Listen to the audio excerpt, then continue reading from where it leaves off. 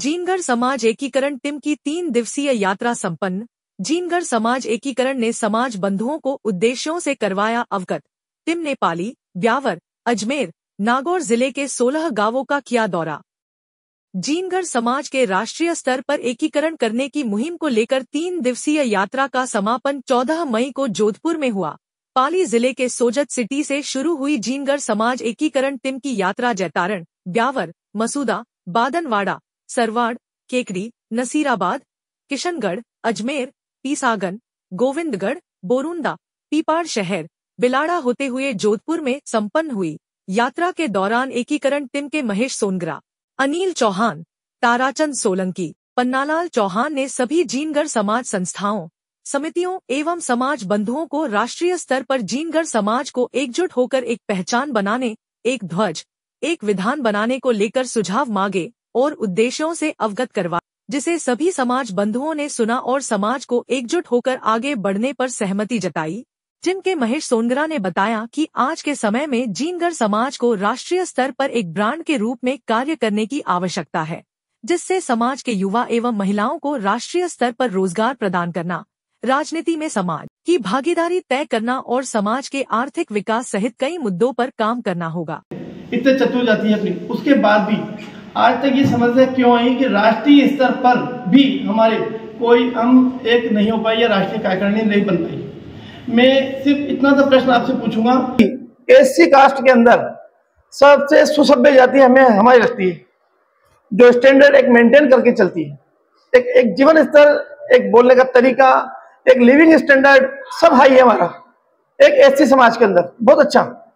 फिर भी इतना पढ़े लिखे जज, मजिस्ट्रेट, तहसीलदार, वकील, बड़े बड़े प्रिंसिपल, जुडिशियल अधिकारी, मतलब सेक्रेटरीट में सब, लेकिन आज भी हम राष्ट्रीय स्तर पर एक कार्यकारिणी का गठन नहीं कर पाए। बड़ी सोचने की बात है ये। जब समाज में हम झांकने लगे, ग्रुपों में लोग जोड़ने लगे, उनको पढ़ने लगे, समय नहीं मिलता था। मैं एजुकेशन लाइन में स्कूलों से इतना समय नहीं मिलता था, बहुत बिजी रहते थे। जब झांकने लगे तो समझ नहीं आता, करते होंगे समाज के लोग, ये खींचतान चलती रहती है, चलो ठीक है। जब कोरोना के अंदर हमने देखा कि 5-5 किलो के आटे के कट्टे के पीछे समाज के बच्चे भाग रहे हैं, जब समझ में आया कि यार अपना समाज कहाँ है। हमारे भी 3 एमएलए हैं, 6 एमपी हैं, 4 पार्षद हैं, तो ये भी हमारे, चाहे कोई भी बने, कोई सी पार्टी का बने, लेकिन हमारे पास होना चाहिए। राजनीति में इन्वॉल्व जब तक नहीं होगा तो हमारा समाज प्रोग्रेस कैसे करेगा, कैसे आगे बढ़ेंगे हम। हमारी समस्याएं बहुत कुछ है, हमारी समस्याओं को समझने के लिए हमें बैठ के थोड़ा मनन। इस दौरान समाज बंधुओं ने भी राष्ट्रीय एकीकरण को लेकर अपने विचार रखे। हम लोग वहाँ गए थे, अब वहाँ जाकर के हम कुर्सी पे आगे जाके बैठ गए। बोले आप इन कुर्सियों पे नहीं बैठ सकते हो। बोले क्यों नहीं बैठ सकते? बोले यहाँ जिन्होंने 4 छात्रवृत्ति पे फाइनेंस की है वो बैठेंगे, मतलब 24,000 रुपए देने वाले यहाँ बैठेंगे, 12,000 रुपए देने वाले यहाँ बैठेंगे, 6,000 रुपए वाले वहाँ बैठेंगे। तो वो बोले कि आप इनसे भी और ज्यादा पीछे जाके बैठेंगे। तो मतलब समाज का कार्यक्रम है, जीनगढ़ समाज के मंदिर का कार्यक्रम है, और समाज के व्यक्तियों को कहते हैं कि आपने चंदा नहीं दिया, आप पीछे जाके बैठो। ये तो सब अपने आप के अंदर एक अपमान वाली बात है। लेकिन निचले स्तर तक पहुंचने वाले आप पहले व्यक्ति हो जो छोटे स्तर तक आप यहाँ आए। कार्यकारिणी बनी है, वो अपने स्तर पर बनी है, अपने स्तर पर उन्होंने भी काम किया, लेकिन गाँव तक उनकी पहुँच नहीं पाई। जब गाँव तक उनकी पहुँच नहीं पाई तो पहुँच नहीं हुई तो वो उनसे जुड़े नहीं, और वो कार्यकारिणी धीरे धीरे अस्त होती थी। आप लोगों ने ये मुद्दा उठाया है। वास्तव में अगर अपन नीचे स्तर से लेके अगर आपने उपशाखा का गठन आपके नेतृत्व में कर दिया और जिले का नेतृत्व कर दिया तो स्वतः ही प्रदेश और राष्ट्रीय कार्यकारिणी आपकी बन जाएगी, और ये सारे एक नेतृत्व में काम करेंगे। तो आपका जो प्रयास है, मैं तो ये कहना चाह रहा हूँ, अच्छा है, लेकिन आप प्रत्येक जगह आपके नेतृत्व में ही ये कार्यकारिणी का गठन हो। वास्तव में बहुत कठिनाई आती है, और जैसा आपने शुरू में बताया कि एक मेंढक को तराजू में रखना बहुत बड़ी बात है।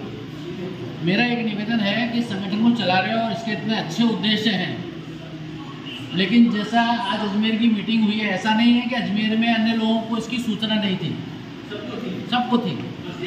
लेकिन फिर भी ऐसा लगता है कि जो संस्थाएं पहले से बनी हुई है, कहीं ना कहीं उनके पदाधिकारियों को या कुछ जो संगठित लोग होते हैं उन लोगों को ऐसा लगता है कि यार हमारी दुकानदारी छिन जाएगी या ऐसा मुझे। तो ये एकीकरण समूह जो है हमारे ऊपर कहीं हमको हाईजैक नहीं कर ले।